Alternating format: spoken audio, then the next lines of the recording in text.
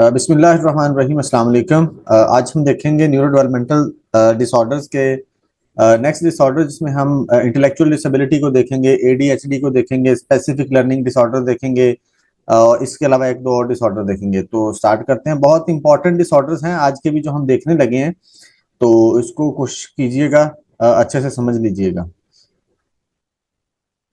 सबसे पहले हम देखेंगे इंटेलेक्चुअल डेवलपमेंटल डिसऑर्डर और इसका दूसरा नाम इंटेलेक्चुअल डिसेबिलिटी भी है। तो दोनों में से कोई भी नाम बोला जाए तो याद रखिएगा ये एक ही बात है, एक ही डिसऑर्डर की बात हो रही है। इंडिविजुअल्स विद इंटेलेक्चुअल डिसेबिलिटी या आईडी भी लिखा होता है, आईडीडी भी लिखा होता है, तो याद रखिएगा। फॉर्मली कॉल्ड मेंटल रिटार्डेशन, और इसका एक और नाम मेंटल रिटार्डेशन भी होता है। Have two sorts of problems, इसमें दो प्रॉब्लम्स होती हैं, one resulting from the other, एक जो होती है वो दूसरे से ही निकल रही होती है बेसिकली। फर्स्ट, या आप कह सकते हो एक दूसरे का ही रिजल्ट होता है। First, there is a fundamental deficit in their ability to think. सबसे पहले जो प्रॉब्लम होगी वो ये होती है fundamental deficit in their ability to think, सोचने में प्रॉब्लम होना, सोच ना पाना। ठीक है, एक ये फंडामेंटल डेफिसिट होता है उनका, बेसिक प्रॉब्लम जो है। उसके बाद there will be some combination of problems with abstract thinking, judgment, planning, problem solving, reasoning and general learning. और इसके अलावा कुछ और प्रॉब्लम्स भी होती हैं जो इन सारी प्रॉब्लम्स का या इनका डिफरेंट प्रॉब्लम्स का कॉम्बिनेशन हो सकती है, जैसे कि एब्स्ट्रैक्ट थिंकिंग नहीं वो कर पाता, जजमेंट है, प्लानिंग नहीं कर पाता, प्रॉब्लम सॉल्विंग नहीं होती, रीजनिंग नहीं होती, जनरल लर्निंग नहीं कर पाता, वेदर फ्रॉम एकेडमिक स्टडी और फ्रॉम एक्सपीरियंस, या मतलब ना वो एकेडमिक स्टडी से कर पाता है ना वो एक्सपीरियंस से लर्न कर पाता है। उसके बाद है G their overall intelligence level as determined by standard individual test will be markedly below average. वो कहते हैं जब ऐसे जो बच्चे जो इंटेलेक्चुअली डिसेबल होते हैं या इंटेलेक्चुअल डेवलपमेंटल डिसऑर्डर का शिकार होते हैं, वो एवरेज से बिलो होते हैं। जब उनकी इंटेलिजेंस हम मेजर करते हैं ना, तो एवरेज से भी बिलो होंगे, बिलो एवरेज। इन प्रैक्टिकल टर्म्स, अगर हम प्रैक्टिकल टर्म्स में इसकी बात करें, इस जो बिलो एवरेज होने का, this generally means an IQ of less than 70। ऐसे बच्चे जो इंटेलेक्चुअली डिसेबल होते हैं वो लेस देन 70 उनका IQ होता है। For infants you can only subjectively जज इंटेलेक्चुअल फंक्शनिंग। अगर बच्चा इन्फेंट है तो वो कहता है कि आप अपने तौर पर क्या करते हो, सब्जेक्टिवली जज कर लेते हो उसकी इंटेलेक्चुअल फंक्शनिंग को, कि वो सही से काम कर पा रहा है या नहीं intellectually. Intellectual developmental disorder is characterized by deficit in general mental abilities such as, अब इसमें कौन कौन सी वो कहता है कि डेफिसिट्स होते हैं जनरल मेंटल एबिलिटीज। अब ये कौन सी होती हैं? Reasoning, problem solving, planning, abstract thinking, judgment, academic learning and learning from experience. ये जो हमने ऊपर पढ़ लिया है, ये वाले सारे आप कह सकते हो कि इनमें इसमें प्रॉब्लम्स होंगी इंटेलेक्चुअल डेवलपमेंटल डिसऑर्डर या इंटेलेक्चुअल डिसेबिलिटी में। The deficit result in impairment of, अब ये जो डेफिसिट होगा ना, एक तो ये डेफिसिट है मतलब इंटेलेक्चुअली मेंटली जितने भी मेंटल फंक्शंस है ना वो परफॉर्म नहीं कर पाएगा। मेंटल फंक्शन में क्या है, जैसे हमने रीजनिंग की बात किया, प्रॉब्लम सॉल्विंग है, प्लानिंग है, एब्स्ट्रैक्ट थिंकिंग है, जजमेंट है, academic learning, learning from experience, ये सारे आपके मेंटल या कॉग्निटिव फंक्शंस हैं। ठीक है, ये परफॉर्म नहीं कर पाता। अब वो कहता है जब ये परफॉर्म नहीं कर पाएगा ना, तो फिर उसको डिफरेंट जगहों पर या डिफरेंट जो लाइफ के आप कह सकते हो फेजेस होते हैं उसमें प्रॉब्लम होती है। तो कहता है the deficit result in impairment of adaptive functioning. Adaptive functioning में उसको प्रॉब्लम होती है, such that the individual fails, इसका मतलब क्या है अडेप्टिव फंक्शनिंग का, such that the individual fails to meet standards of personal independence, यानी कि वो पर्सनल इंडिपेंडेंस हासिल नहीं कर पाते, यानी कि अपना ख्याल नहीं रख पाते, वो खुद से अपना ख्याल नहीं रख पाएंगे, खुद से कोई डिसीजन नहीं ले पाएंगे, खुद से इनिशिएट नहीं कर पाएंगे। And social responsibility in one और मोर एस्पेक्ट्स ऑफ डेली लाइफ, और सोशल रिस्पॉन्सिबिलिटी भी वो सही से परफॉर्म नहीं कर पाते एक या एक से ज्यादा एस्पेक्ट्स ऑफ लाइफ में। इंक्लूडिंग, उसमें कौन कौन सी चीजें हैं? कम्युनिकेशन, उसमें कौन कौन सी चीजों में प्रॉब्लम होगा? कम्युनिकेशन, सोशल पार्टिसिपेशन, एकेडमिक और occupational functioning and personal independence at home और इन कम्युनिटी सेटिंग्स। ये सारी प्रॉब्लम्स उसमें हो रही होती हैं। दो चीजें हैं इसमें, एक तो ये कि वो डेवलपमेंटल डिसऑर्डर जो होगा ना उसमें डेफिसिट्स होगा जनरल मेंटल एबिलिटीज में, जनरल मेंटल एबिलिटीज में, जैसा कि हमने बोला reasoning, problem solving, planning, abstract thinking, judgment etcetera. और इनकी वजह से वो कहता है कि उसके डिफरेंट लाइफ में प्रॉब्लम्स आना शुरू हो जाती हैं एस्पेक्ट्स ऑफ लाइफ में।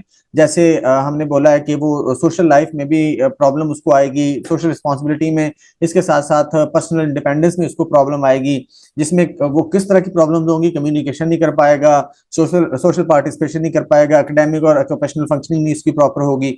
ये बेसिकली इंटेलेक्चुअल डिसेबिलिटी है। इंटेलेक्चुअल डिसेबिलिटी मैं रिपीट कर देता हूं, सिंपली वो डिसऑर्डर होता है जिसमें बंदा मेंटल एक्टिविटीज या कॉग्निटिव एक्टिविटीज को परफॉर्म नहीं कर पाता, जैसे प्लानिंग है, जजमेंट है, रीजनिंग है, ठीक है, एब्स्ट्रैक्ट थिंकिंग है, इस तरह की जितनी भी आप कह सकते हो एक्टिविटीज है वो परफॉर्म नहीं कर पाता प्रॉपरली। अब इसका क्राइटेरिया देख लेते हैं, क्राइटेरिया के अंदर आपको मजीद इसकी क्लैरिटी हो जाएगी कि ये डिसऑर्डर होता क्या है। Intellectual disability diagnostic criteria DSM 5 के अकॉर्डिंग, इंटेलेक्चुअल डेवलपमेंटल डिसऑर्डर या इंटेलेक्चुअल डिसेबिलिटी या mental retardation is a disorder with onset during the developmental period that includes both intellectual and adaptive functioning, deficits in conceptual, social and practical domains. वो कहता है कि ये disorder वो disorder होता है जो कि जिसमें ऑनसेट इसका कब होता है, during the developmental period.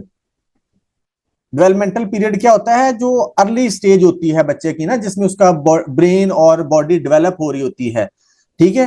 Basically इसमें ब्रेन प्रॉपरली काम नहीं कर पाता ना, तो बेसिकली जब ब्रेन डेवलप हो रहा होता है उस वक्त जो प्रॉब्लम्स आती हैं उसको हम बोलते हैं न्यूरो डेवलपमेंटल डिसऑर्डर, ठीक है। तो ये अर्ली डेवलपमेंटल में ही ये इसके साइंस या सिम्टम शो होंगे। इसकी वजह से वो कहता है किस में प्रॉब्लम शुरू होती हैं, इंटेलेक्चुअल एंड अडेप्टिव फंक्शनिंग में। एक तो इंटेलेक्चुअल वो फंक्शनिंग नहीं कर पाएगा, और दूसरा अडेप्टिव फंक्शनिंग, जब जो हमने ऊपर दोनों डिस्कस कर लिए हैं। इंटेलेक्चुअल फंक्शनिंग वही है जिसमें मेंटल एक्टिविटीज हैं, लर्निंग है, रीजनिंग है, जजमेंट है।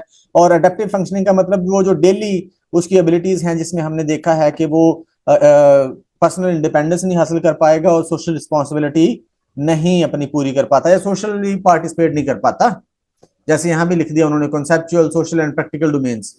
अब इसमें the following 3 criteria must be met, नीचे वाले जो 3 क्राइटेरिया वो कहता है लाजमी तौर पर पूरे होने चाहिए इंटेलेक्चुअल डिसेबिलिटी को जब हमने डायग्नोज करना है।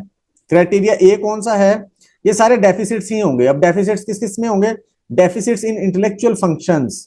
इंटेलेक्चुअल फंक्शन वही है हमारे प्रॉब्लम सॉल्विंग, रीजनिंग है, प्लानिंग है, जो हमने ऊपर देख लिया, इसमें डेफिसिट आएगा। इसको ना थोड़ा सा सिंपल करके आपने समझना है, यानी कि याद करना है। आप लंबे चौड़े सिम्टम याद करने ना शुरू कर दें, जैसे पहला सिम्टम है हमारे पास डेफिसिट इन इंटेलेक्चुअल फंक्शन, इतना ही काफी है। अगली वाली चीज आपको पता होनी चाहिए कॉन्सेप्चुअली कि इंटेलेक्चुअल फंक्शन के अंदर कौन कौन से फंक्शंस आते हैं। वो मैंने बता दिया है, मेंटल फंक्शन जितने भी हैं, रीजनिंग है, प्रॉब्लम सॉल्विंग है, प्लानिंग है, एब्स्ट्रैक्ट थिंकिंग है, जजमेंट है और लर्निंग है, ये सारे आप इजीली आगे लिख सकते हैं। अच्छा, अब वो कहता है कि ये सारी problems confirmed, last line, confirmed by both clinical assessment and individualized standardized intelligence testing। एक तो ये कहता है क्लिनिकल असेसमेंट से ये चीज पता चले कि हाँ जी वाकई उसको प्रॉब्लम है, और दूसरा स्टैंडर्डाइज्ड इंटेलिजेंस टेस्ट के जरिए से भी ये चीज कंफर्म होनी चाहिए कि ये वाकई उसको डेफिसिट है। नेक्स्ट जो सिम्टम बी है वो क्या है, पॉइंट बी हमारा, point B, deficit in adaptive functioning. अब ये इसको इतना सा समझ लो कि डेफिसिट इन अडेप्टिव फंक्शनिंग वो था इंटेलेक्चुअल फंक्शनिंग में, ये अडेप्टिव फंक्शनिंग है। अडेप्टिव फंक्शनिंग क्या है, वो जो जनरल एबिलिटीज हैं जिसमें हमने पर्सनल और पर्सनल इंडिपेंडेंस की बात की थी, सोशल रिस्पॉन्सिबिलिटी की बात की थी, वो परफॉर्म नहीं कर पाता, जिसमें उसको प्रॉब्लम होगी कम्युनिकेशन में, सोशल पार्टिसिपेशन में, इंडिपेंडेंस में, ठीक है। ये वही वाला जो ऊपर हमने डिस्कस कर लिया है। ये दो बेसिकली इसके मेजर आप कह सकते हो डेफिसिट्स हमने देख लिए हैं, एक इंटेलेक्चुअल फंक्शंस में और दूसरा अडेप्टिव फंक्शनिंग में। अडेप्टिव फंक्शनिंग इसको और सिंपल थोड़ा सा कर लो कि अडेप्टिव फंक्शनिंग वो तमाम फंक्शंस होंगे जो उसको अपनी सोशल लाइफ और पर्सनल लाइफ में सर्वाइवल के लिए जरूरी होते हैं। वो उसमें तमाम चीजें आ जाएंगी, जैसे कम्युनिकेशन है, लर्निंग है, पर्सनल इंडिपेंडेंस है, सोशल पार्टिसिपेशन है, ये सारी चीजें। अब वो कहता है कि ये वाला क्या, ये सारी चीजें हैं across multiple environments such age home, school, work and community. ये इस तरह की यानी कि मल्टीपल इन्वायरमेंट में ये चीजें शो होनी चाहिए। ये नहीं कि एक में हो रही है बाकी सब में बच्चा नॉर्मल है, तो फिर वो नॉर्मेलिटी नहीं होगी, कोई और चीज हो सकती है। अच्छा जी, उसके बाद है C, onset of intellectual and adaptive deficits during the developmental period, ये भी हमने ऊपर देख लिया है एक पैरे की फॉर्म में कि इसका जो ऑनसेट है ना वो अर्ली डेवलपमेंटल पीरियड में होना चाहिए। तो ये तीनों क्राइटेरिया अगर मीट करेंगे तो ही हम इसको इंटेलेक्चुअल डिसेबिलिटी जो है वो डायग्नोज करेंगे किसी भी बच्चे को। ये इसके सिम्टम्स से बहुत आसान है, रिपीट कर देता हूं। Deficit in intellectual functions, mental activities, deficits in adaptive functioning यानी कि पर्सनल इंडिपेंडेंस और सोशल रिस्पॉन्सिबिलिटी या सोशल पार्टिसिपेशन, और लास्ट में है कि इसका ऑनसेट डेवलपमेंटल पीरियड में होना चाहिए। अगर ये तीनों क्राइटेरिया मीट हो रहे हैं तो फिर इंटेलेक्चुअल डिसेबिलिटी है। इसकी एक्सप्लेनेशन, अडेप्टिव फंक्शनिंग क्या होता है? Refers to the skills a person need to live independently and safely in daily life. Independently रहने के लिए जो स्किल्स चाहिए होती हैं वो अडेप्टिव फंक्शनिंग होती है बेसिकली। कौन सी स्किल्स हैं? कॉन्सेप्चुअल स्किल्स हैं जैसे रीडिंग है, राइटिंग है, using money, solving problems. Social skills है understanding social rules, making friends, communication. Practical skills like dressing है, बाथिंग है, कुकिंग है, मैनेजिंग टाइम है, डेली टास्क है, ये सारी अडेप्टिव फंक्शनिंग है। उसके बाद इसकी प्रेवलेंस क्या है? प्रेवलेंस इसकी बेसिकली वो कहते हैं 1000 में से 10 लोगों की इसकी होती है approximately, but in middle income जो कंट्रीज है ना उसमें, सॉरी, ये 10 होती है। Intellectual disorder has an overall general population क्या है? जनरल पॉपुलेशन में अगर देखें तो 10 है पर 1000, यानी कि 1000 में से 10 को होता है। However the global prevalence varies by country and level of development, being approximately 16 पर 1000 इन मिडिल इनकम कंट्रीज। अगर मिडिल इनकम कंट्रीज है तो उसमें 1000 में से 16 को होगा, और 9 पर 1000 इन हाई इनकम कंट्रीज, जो हाई इनकम कंट्री उनमें 1000 में से 9 को। ये प्रेवलेंस रेट है इसका। The prevalence also varies by age, age wise भी ये वेरी करता है और एरिया वाइज भी वेरी करता है। वो कहता है कि यूथ में ये ज्यादा होता है अडल्ट की निस्बत। इन यूनाइटेड स्टेट्स प्रेवलेंस पर 1000 population does not very significantly by ethno racial groups, but इस तरह से जो है अमेरिका के अंदर इस तरह से वेरी नहीं करता। उसके बाद इसके जो है सिवेरिटी लेवल है, माइल्ड अगर होगा ना, माइल्ड इंटेलेक्चुअल डिसेबिलिटी होगी तो इसकी 3 डोमेन्स होती हैं, एक कॉन्सेप्चुअल डोमेन, एक सोशल डोमेन, एक प्रैक्टिकल डोमेन। माइल्ड होगा तो वो कहता है डिफिकल्टी विद एकेडमिक स्किल्स, जैसा कि रीडिंग है, मैथ, कंक्रीट थिंकिंग, इसमें डिफिकल्टी आएगी उसको। उसके बाद सोशल डोमेन में इमेच्योर कम्युनिकेशन होगी उसकी, ठीक है। प्रैक्टिकल में क्या होगा? Can manage basic self care, basic self care वो कर सकता है। अगर माई मॉडरेट होगा उसका ये डिसऑर्डर तो क्या होगा? कॉन्सेप्चुअल डोमेन में किस तरह से लैग करेगा वो? Mark delays in academic skills, needs on going support for daily task, इसमें डिले होगा उसका एकेडमिक स्किल्स में, तो उसको सपोर्ट चाहिए होगी डेली टास्क की एक्टिविटीज को पूरा करने के लिए। सोशल डोमेन में क्या होगा? लिमिटेड सोशल अंडरस्टैंडिंग, इसकी अंडरस्टैंडिंग लिमिटेड होगी। For example relationships possible but need support, relationships वो बिल्ड कर सकता है बट उसके लिए भी उसको सपोर्ट की जरूरत होती है, मतलब कर सकता है बट सपोर्ट के साथ, ये मॉडरेट लेवल है। उसके बाद प्रैक्टिकल डोमेन में can learn personal care with time, Aahista Aahista time के साथ साथ वो पर्सनल केयर करना शुरू कर देगा, पर्सनल इंडिपेंडेंस उसकी होना शुरू हो जाती है, but need supervision for job and daily living, job और डेली लिविंग के लिए सुपरविजन की जरूरत होती है। आपने देखा होगा कि अक्सर कुछ लोग ऐसे होते हैं, शायद आपका एक्सपीरियंस हुआ हो कि ना हुआ हो, कि वो ना किसी जगह पर काम कर रहे होते हैं ना, वो जरूरत के तहत रख लिया जाता है या उसकी जरूरत समझते हुए रख लिया जाता है कि यार चलो गरीब बच्चा है या गरीब घर का बच्चा है तो चलो काम पे लग जाएगा।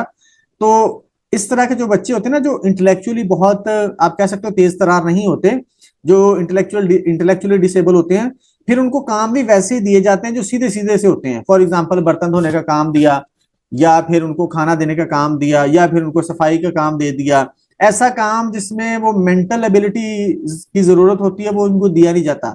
अगर उनको वो काम दिया जाए तो फिर प्रॉपर उनकी सुपरविजन की जाती है कि कहीं वो गलत ना कर दे। और बहुत दफा ऐसा होता है कि जैसे ही बंदा साइड पे होता है तो वो काम को गलत कर देते हैं। तो शायद आपके आसपास कोई इस तरह के एक्सपीरियंस हुआ हो। अच्छा, उसके बाद सीवियर लेवल होगा तो कॉन्सेप्चुअल डोमेन क्या होगी? Very limited understanding of academic concept, बहुत लिमिटेड अंडरस्टैंडिंग होगी।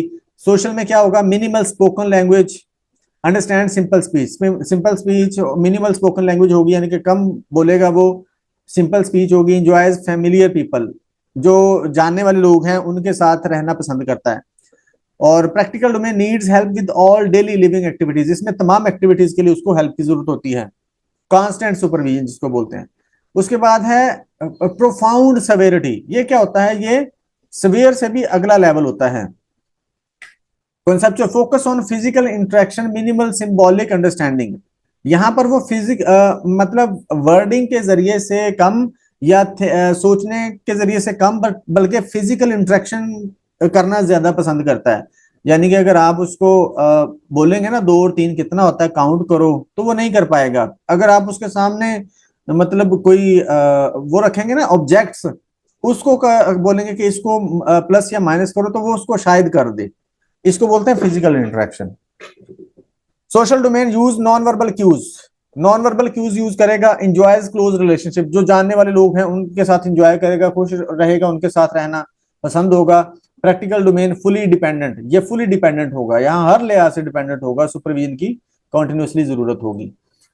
उसके बाद अगर इसकी कॉजेज की बात करें तो जेनेटिक कॉजेज इसके अबाउट 5% होते हैं। Early pregnancy factors about 30%। Late pregnancy and perinatal factors about 10%, यानी कि प्रेगनेंसी से पहले, प्रेगनेंसी के दौरान, डिलीवरी के दौरान, या फिर प्रेगनेंसी के बाद, डिलीवरी के बाद अगर उसको कोई प्रॉब्लम हो जाती है तो उसके चांसेस 10% है। Acquired childhood physical condition about 5%। Environmental influences and mental disorders about 20%। और नो आइडेंटिफाइबल कॉजेज 30%। ये डिफरेंट कॉजेज की परसेंटेजेस हैं, इसको एक नजर देख लीजिएगा।